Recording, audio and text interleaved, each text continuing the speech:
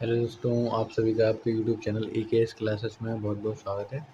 दोस्तों, आज के इस वीडियो में हम यूपी ट्रिपल एस सी के अंतर्गत ग्राम पंचायत अधिकारी वीडियो 2023 सप्लीमेंट्री रिजल्ट के संबंध में जानकारी देखेंगे। दोस्तों, वीडियो शुरू करने से पहले अगर आप चैनल पर नए हैं तो चैनल को सब्सक्राइब करके बेल आइकन दबा लें, जिससे इस चैनल पर आने वाली कोई भी अपडेट आप मिस ना करें। साथ ही हमारे टेलीग्राम चैनल से भी जुड़ जाइए।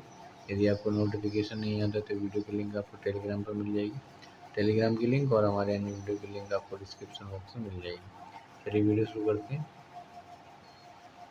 तो यहाँ पर विज्ञापन एक परीक्षा 2023 ग्राम पंचायत अधिकारी मुख्य परीक्षा के अंतर्गत ग्राम पंचायत अधिकारी के लिए लिखित परीक्षा के स्कोर के आधार पर डॉक्यूमेंट वेरिफिकेशन के लिए शॉर्टलिस्ट 6113 अभ्यर्थियों को निर्धारित अनुवार अर्हता एवं आरक्षण आदि से संबंधित समस्त प्रमाण पत्र और अभिलेख केवल आयोग की आधिकारिक वेबसाइट पर निर्धारित पोर्टल के माध्यम से दिनांक 7/4/2026 से 6/5/2026 तक अपलोड कराए गए थे। डॉक्यूमेंट वेरिफिकेशन के बाद ग्राम पंचायत अधिकारी के पदों के सापेक्ष क्षैतिज आरक्षण के अंतर्गत दिव्यांगता की उपश्रेणी श्रवण शक्ति में ह्रास HH के रिक्त रहने वाले पदों के सापेक्ष उपलब्धता की सीमा तक 8 अभ्यर्थियों तथा उत्कृष्ट खिलाड़ी श्रेणी के रिक्त रहने वाले पदों के सापेक्ष उपलब्धता की सीमा तक 192 अभ्यर्थियों अर्थात डॉक्यूमेंट वेरिफिकेशन के लिए अनुपूरक सूची के लिए चिन्हित कुल 200 अभ्यर्थियों का परिणाम और पुनरीक्षित कट ऑफ माननीय आयोग द्वारा अनुमोदित की गई है।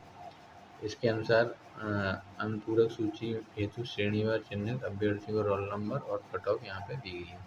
चलिए आगे देखें।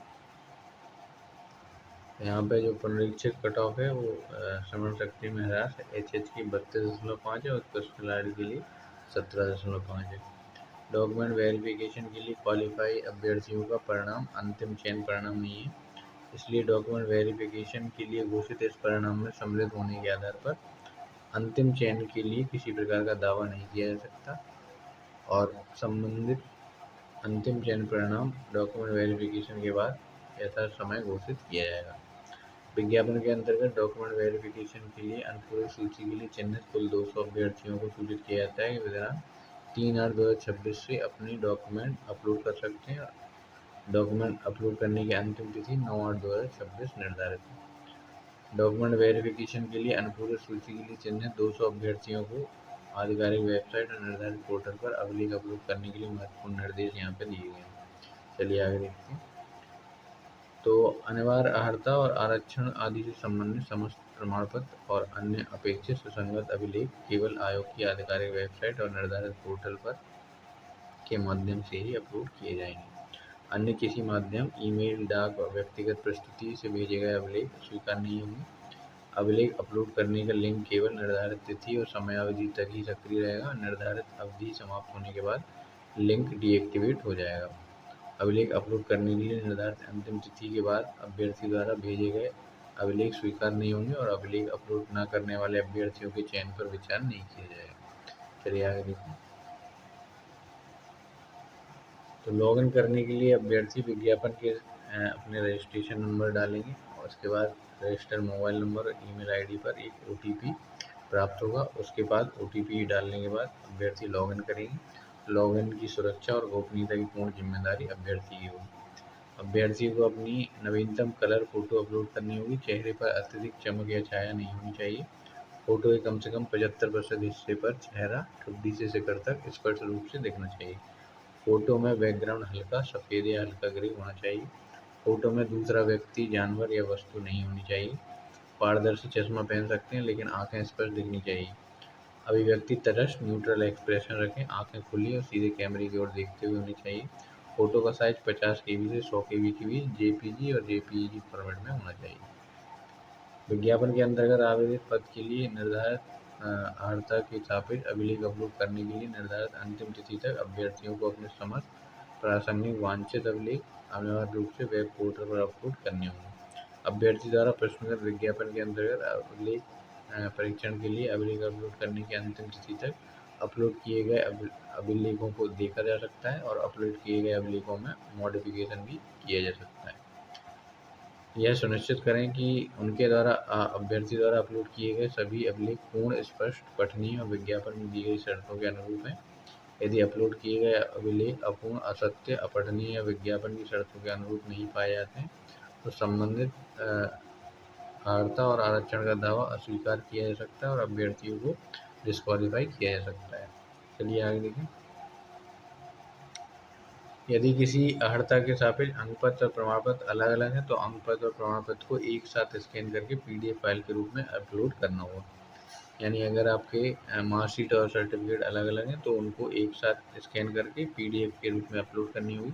यह सुनिश्चित करें कि PDF फाइल का न्यूनतम आकार 200 KB तथा अधिकतम 2 MB से अधिक नहीं होना चाहिए। सुनिश्चित करें कि ऑनलाइन आवेदन के समय प्रविष्टि विवरण, नाम, पिता का नाम, जन्मतिथि, श्रेणी, शैक्षिक विवरण आदि अभिलेख अपलोड किए गए अभिलेखों में अंकित विवरण में समानता हो। उक्त प्रविष्टियां अपलोड किए गए अभिलेखों में अंकित विवरण में भिन्नता की स्थिति में सुस्पष्ट एवं संतोषजनक स्पष्टीकरण अपलोड करना होगा तथा भिन्नता के संबंध में आयोग का निर्णय अंतिम एवं बाध्यकारी होगा। अभिलेख अपलोड किए गए अभिलेखों की सत्यता, वैधता और प्रामाणिकता का पूर्ण दायित्व अभ्यर्थी का है। आयोग किसी भी स्तर पर अभ्यर्थी के अभिलेखों का सत्यापन करा सकता है तथा अभिलेखों के असत्य, अवैध और कूटरचित तथा भ्रामक होने की स्थिति में अभ्यर्थी निरस्त किया जा सकता है। अभ्यर्थी द्वारा अपलोड किए गए अभिलेखों के संबंध में आयोग द्वारा आवश्यकतानुसार स्पष्टीकरण मांगा जा सकता है। आयोग अथवा नियुक्ति प्राधिकारी द्वारा अपेक्षा किए जाने पर अभ्यर्थी को अपलोड किए गए अभिलेखों की मूल प्रति भी प्रस्तुत करनी होगी। अभिलेखों की मूल प्रति प्रस्तुत न करने पर चयन के किसी भी स्तर पर अभ्यर्थी का अभ्यर्थन निरस्त किया जा सकता है। इंटरनेट सर्वर डिवाइस तथा अन्य तकनीकी कारणों से उत्पन्न समस्या के लिए आयोग उत्तरदायी नहीं होगा। अतः अभ्यर्थियों से अपेक्षा है कि वे अंतिम तिथि की प्रतीक्षा किए बिना अभिलेख अपलोड करने की प्रक्रिया समय से पूर्ण कर लें। वांछित अभिलेख अपलोड न करने, अपलोड किए गए अभिलेख में संशोधन न कर पाने, तकनीकी समस्या और व्यक्तिगत कठिनाई या अन्य किसी कारण से अभिलेख अपलोड न कर पाने के कारण किसी प्रकार का अन्य अवसर प्रदान नहीं किया जाएगा।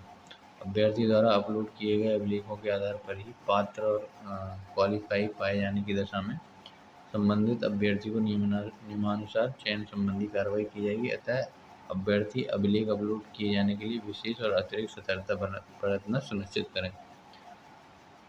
अर्हता अभिलेख परीक्षण के लिए घोषित परिणाम में सम्मिलित होने, अभिलेख अपलोड किए जाने अथवा चयन के किसी भी चरण में सम्मिलित होने के आधार पर अंतिम चयन के लिए किसी प्रकार का दावा स्वीकार नहीं किया जाएगा। चयन संबंधी अंतिम परिणाम समय आने पर घोषित किया जाएगा। उपयुक्त समस्त निर्देशों का पालन करना अभ्यर्थी के लिए अनिवार्य है तथा अपलोड किए गए अभिलेखों, प्रमाण पत्रों की स्वीकृति और अस्वीकृति के संबंध में आयोग का निर्णय अंतिम होगा। अभिलेख अपलोड करने के उपरांत अभ्यर्थी को डिक्लेरेशन से सहमत होती है वेरिफिकेशन कोड डाल के सबमिट बटन पर क्लिक करना होगा। सबमिट बटन को क्लिक करने के बाद अभिलेख अपलोड करने संबंधी प्रक्रिया पूर्ण होगी। अभिलेख अपलोड करने के संबंध में प्रक्रिया पूर्ण होने के बाद अभ्यर्थी को स्क्रीन पर प्रिंट फॉर्म बटन प्रदर्शित होगा जिसकी सहायता से अभ्यर्थी अपने आवेदन पत्र को डाउनलोड व प्रिंट कर सकते हैं।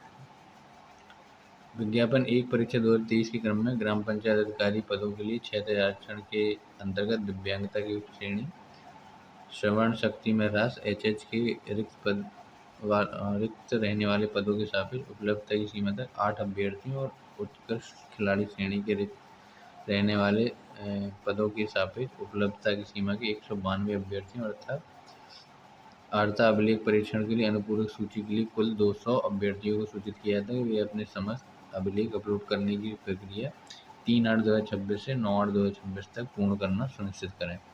9/8/2026 के बाद ये सुविधा समाप्त हो जाएगी। तो दोस्तों अभिलेख डॉक्यूमेंट अपलोड करने की लिंक आपको हमारे डिस्क्रिप्शन बॉक्स में मिल जाएगी, यहाँ पर जाके अपने डॉक्यूमेंट अपलोड कर सकते हैं। तो आज का वीडियो यहीं तक, तथा रिजल्ट की लिंक भी आपको हमारे डिस्क्रिप्शन बॉक्स में मिल जाएगी, जहाँ पे जाके आप अपना रिजल्ट चेक कर सकते हैं। तो आज की वीडियो यहीं तक, उम्मीद है आपको जानकारी अच्छी लगी होगी। दोस्तों अगर वीडियो अच्छा लगा तो वीडियो को लाइक करिएगा, दोस्तों के साथ ये वीडियो ज़्यादा से ज़्यादा शेयर करने से सभी तक जानकारी पहुँच सके। और अगर अभी तक आपने चैनल को सब्सक्राइब नहीं किया है, चैनल को सब्सक्राइब करके बेल आइकन जरूर दबा लें, जिससे इस चैनल पर आने वाली कोई भी अपडेट आप मिस ना करें। तो दोस्तों वीडियो के अंदर जुड़े रहने के लिए आप सभी का बहुत बहुत धन्यवाद। अब अगली वीडियो में मुलाकात होगी। धन्यवाद।